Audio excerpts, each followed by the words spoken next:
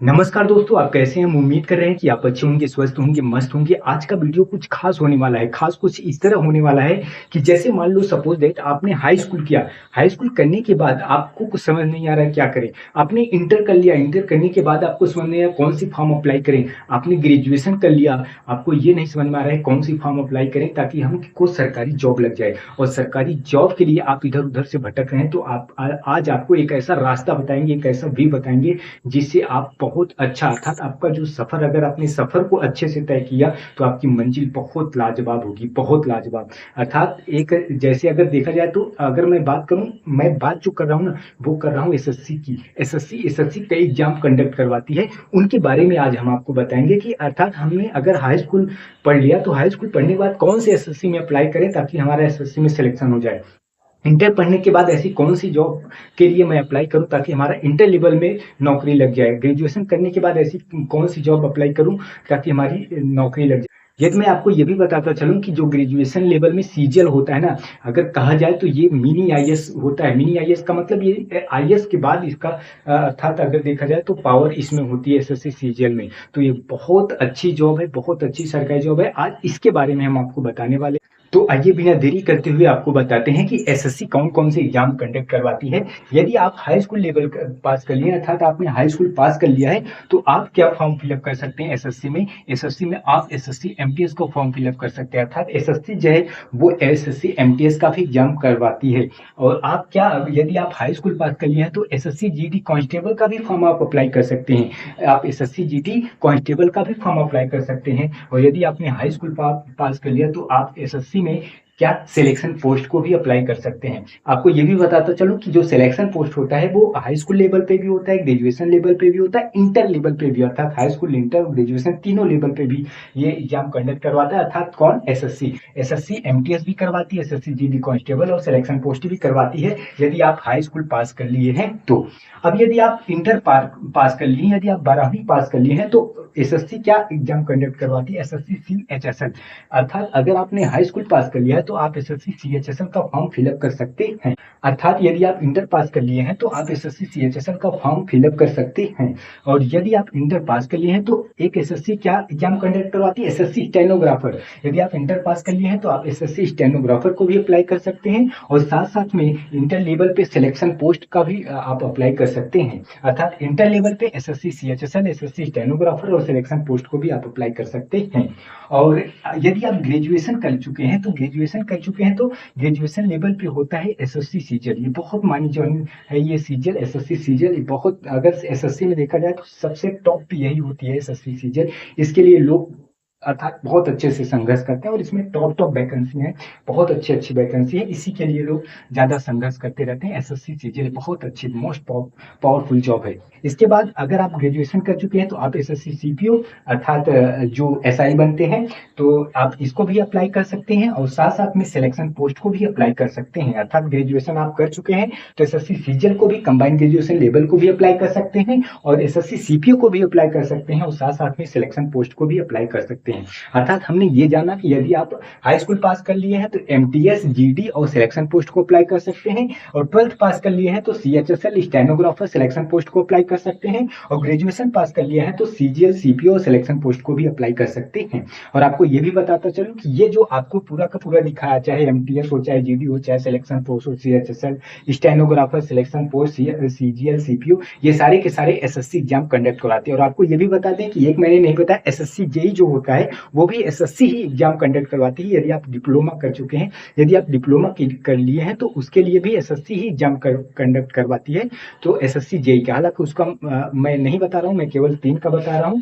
तो यदि आप, अगर आपको ये रास्ता नहीं पता है तो आज से आप जान लीजिए कि आप इसमें टॉप, अर्थात बहुत अच्छी जॉब पा सकते हैं। सरकारी नौकरी की जलवा अलग तरीके से होगी। अगर आप देख पा रहे हैं तो यहाँ पे जो एमटीएस होता है, यदि आप एमटीएस में लगते हैं तो एक जैसे पीओन होता है जो फाइल वाइल वर्क करना होगा, लेके आना होगा, ये सब होगा।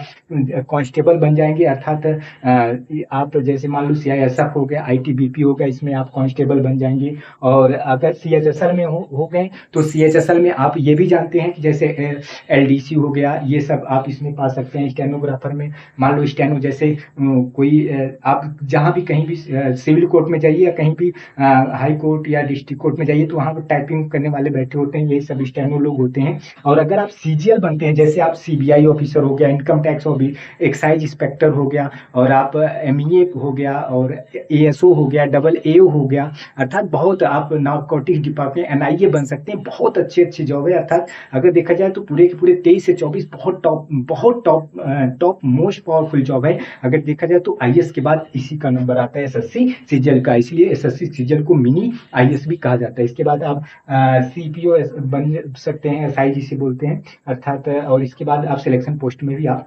क्लर्क डिपार्टमेंट भी इसमें और इसमें ऑफिशियल लेवल पे भी आप जॉब पा सकते हैं। तो आइए अब हम जान लेते हैं कि एमटीएस में कौन कौन सा एग्जाम होता है, कितने कितने प्रश्न होते हैं, कितने उसके मार्क्स होते हैं, कितने घंटे दिए जाते हैं, प्री कौन होता है, मेंस कौन होता है, इन सभी के बारे में आइए अब हम डिटेल से जान लेते हैं।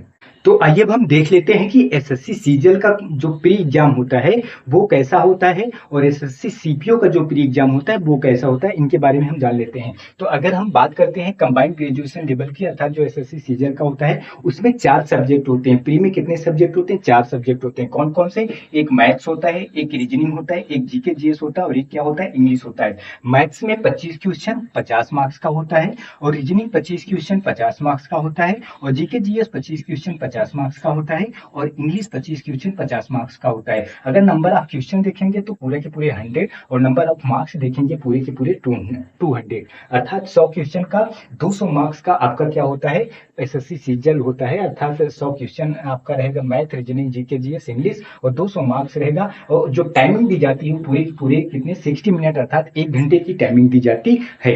अर्थात ये जो पूरे के पूरे एसएससी सीजीएल होता है ये क्वालिफाइंग नेचर का होता है। इसका जो मेरिट बनता है, जो कट ऑफ बनता है, वो मेंस में बनता है। अब आइए हम इसको जान लेते हैं एसएससी सीपीओ में। जो एसएससी सीपीओ का जो मेंस सॉरी प्री की बात कर रहे हैं यहाँ पे, इसका प्री जो होता है उसमें भी 4 सब्जेक्ट होते हैं। आपका पहला क्या होता है? मैथ्स होता है, दूसरा क्या होता है? रीजनिंग होता है, तीसरा क्या होता है? जीके जीएस होता है, चौथा क्या होता है? इंग्लिश होता है। मैथ्स जो होता है 50 नंबर का, 50 क्वेश्चन होता है 50 मार्क्स का, और रीजनिंग जो होता है 50 क्वेश्चन 50 मार्क्स का, जीके जीएस 50 क्वेश्चन 50 मार्क्स का, और इंग्लिश जो होता है 50 क्वेश्चन 50 मार्क्स का। अर्थात नंबर ऑफ क्वेश्चन अगर देखा जाए तो पूरे के पूरे 200, और नंबर ऑफ मार्क्स देखा जाए तो पूरे के पूरे 200। अर्थात जो क्वेश्चन की संख्या होगी 200 और मार्क्स की संख्या जो होगी वो 200। हालांकि यहाँ पे थोड़ा चेंजेस है कि जो आपकी जो टाइमिंग दी जाएगी वो पूरे के पूरे आपकी कितने? 120 मिनट। 120 मिनट का मतलब पूरे के पूरे 2 घंटे की टाइमिंग दी जाए। अब आइए अब हम बात कर लेते हैं एसएससी एमटीएस की और एसएससी सीएचएसएल की। एसएससी एमटीएस में जो होते हैं वो भी 4 सब्जेक्ट होते हैं। अर्थात कौन कौन से होते हैं? एक मैथ्स होते हैं,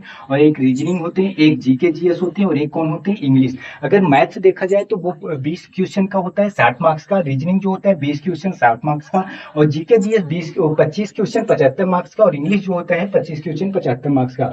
अगर नंबर ऑफ क्वेश्चन देखा जाए पूरे के पूरे कितने? 90 मिनट, और नंबर ऑफ मार्क्स देखा जाए पूरे के पूरे कितने हैं? 270। अर्थात अगर देखा जाए तो एक क्वेश्चन 3 मार्क्स का होता है, और पूरे जो टाइमिंग जो पूरी ड्यूरेशन दी गई है वो 90 मिनट, अर्थात 1.5 घंटे की आपकी पूरी की पूरी टाइमिंग दी गई है। एसएससी एमटीएस ये प्री की बात हो रही है।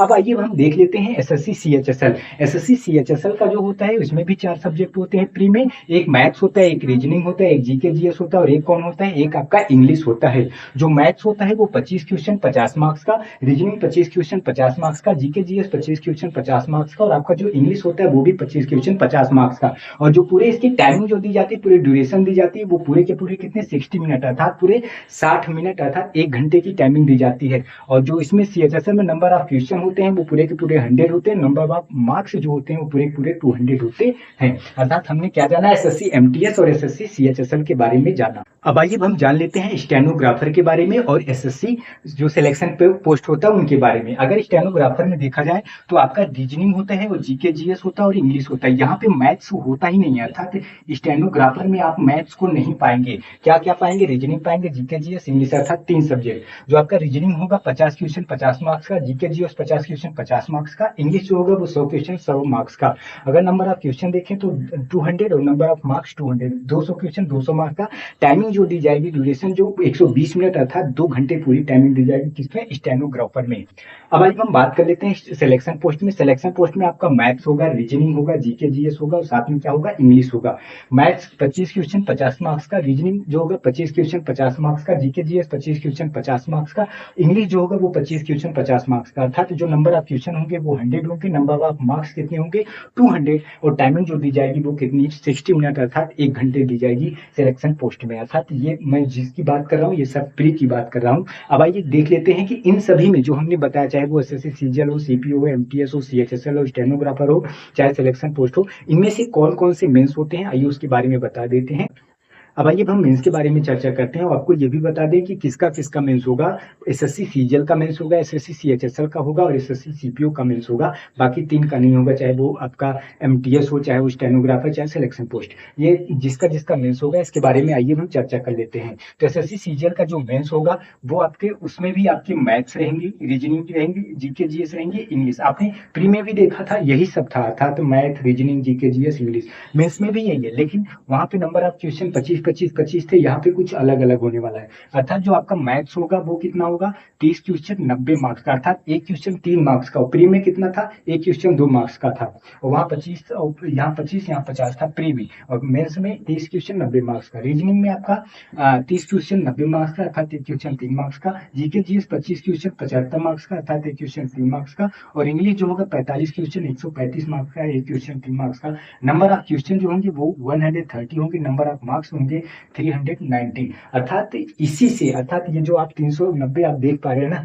ये 390 से ही आपका क्या होगा? 390 से ही आपकी मेरिट बनेगी, 390 से ही आपका क्या होगा? 390 से आपका कट ऑफ बनेगा। और टाइमिंग जो पूरी दी जाएगी वो 120 मिनट अर्थात 2 घंटे पूरी टाइमिंग दी जाएगी। और इसमें टाइपिंग टेस्ट भी होगा, इसके बाद आपका डॉक्यूमेंट वेरिफिकेशन होगा। अब आइए हम एसएससी सीएचएसएल मेंस की बात कर लेते हैं। तो इसमें भी आपका मैथ्स होगा, रीजनिंग होगा, जीके जीएस होगा और आपका क्या होगा? इंग्लिश होगा। मैथ्स जो होगा वो 30 क्वेश्चन 90 मार्क्स का, एक क्वेश्चन 3 मार्क्स का। रीजनिंग जो होगा 30 क्वेश्चन 90 मार्क्स का, अर्थात एक क्वेश्चन 30 मार्क्स का। जीके जीएस 20 क्वेश्चन 60 मार्क्स का, अर्थात एक क्वेश्चन 3 मार्क्स का। इंग्लिश जो होगा 40 क्वेश्चन 120 मार्क्स का, अर्थात एक क्वेश्चन 3 मार्क्स का। नंबर ऑफ क्वेश्चन जो होंगे वो 120, नंबर ऑफ मार्क्स 360, अर्थात जो आपका मेरिट कट ऑफ बनेगा वो 360 से बनेगा। इसमें भी आपका क्या बोलते हैं, क्वालिफाइंग जो होगा वो टाइपिंग होगा, इसमें भी क्वालिफाइंग टाइपिंग होगा। और इसके बाद आपकी जो टाइमिंग दी जाएगी वो 120 अर्थात 120 मिनट आपकी टाइमिंग दी जाएगी 2 घंटे की। इसमें आपको ये भी बता दें कि आपको बेसिक कंप्यूटर नॉलेज भी पूछा जाएगा, वो भी क्वालिफाइंग मार्क्स का होगा। तो अब आइए हम जान लेते हैं एसएससी सीपीओ के मेंस के बारे में। अब आइए हम जान लेते हैं एसएससी सीपीओ मेंस के बारे में। एसएससी सीपीओ मेंस में आपको 3 बातें बता दूं कि पहली बात है क्या कि आपको मैथ नहीं पूछा जाएगा, दूसरी क्या रीजनिंग नहीं पूछा जाएगा, तीसरी क्या जीके जीएस नहीं पूछा जाएगा। अर्थात ये सब नहीं पूछा जाएगा, केवल पूछा जाएगा क्या? केवल और केवल आपका इंग्लिश पूछा जाएगा, वो भी 200 क्वेश्चन पूरे रहेंगे और पूरे मार्क्स 200 रहेंगे। अर्थात number of question 200, number of marks भी 200, और जो इसकी टाइमिंग रहेगी वो कितना? 120, अर्थात कितना? पूरे 2 घंटे आपकी टाइमिंग रहेगी एसएससी सीपीओ में। तो आपको यदि इस तरीके से और वीडियो चाहिए, अगर इस तरह से और वीडियो चाहिए, इस तरीके से और वीडियो चाहिए और हर लेवल का आपको वीडियो चाहिए, चाहे एसएससी एमटीएस का अलग से मैं बताऊं कौन कौन की पोस्ट होती है, कितनी पावरफुल पोस्ट होती है, कितनी सैलरी होती है, क्या उनका वर्क प्रोफाइल होता है, इन सभी के बारे में अगर आप डिटेल में चाहते हैं तो आप कमेंट करें। इस तरीके से हम और भी वीडियो बनाते रहेंगे। और यदि अच्छा लगा हो तो लाइक करें, शेयर करें और सब्सक्राइब भी कर लीजिए ताकि हमारे सारे लेटेस्ट वीडियो आप तक पहुंचते रहे। तो फिर मिलते हैं नेक्स्ट वीडियो में, तब तक के लिए